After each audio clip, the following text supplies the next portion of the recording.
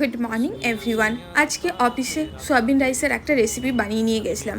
সেটা খেয়ে সকলে রেসিপি চেয়েছিল, তো চলো সেই রেসিপিটাই শেয়ার করি। তার জন্য আমি এখানে নিয়ে নিয়েছি টক দই, হলুদ গুঁড়ো, লঙ্কা গুঁড়ো, ব্ল্যাক পেপার আর গুঁড়ো আর গোটা, সাথে নিয়েছি চিকেন মশলা, সর্ষের তেল আর লবণ। এই সব কটা জিনিস ভালো করে মিক্সড করে তার মধ্যে বয়েল করা সয়াবিন আর সুইট কর্ন অ্যাড করে আমি কিছুক্ষণ ম্যারিনেট করতে রেখে দিয়েছি। আর সেই ফাঁকে এখানে কড়াইয়ে তেল গরম করে তার মধ্যে গোটা গরম মশলা, পেঁয়াজ, টমেটো, লঙ্কা, আদা রসুন পেস্ট দিয়ে একটা মশলা বানিয়ে নেব। তারপরে সেটার মধ্যে অ্যাড করে দিয়েছি ম্যারিনেট করে রাখা সয়াবিন।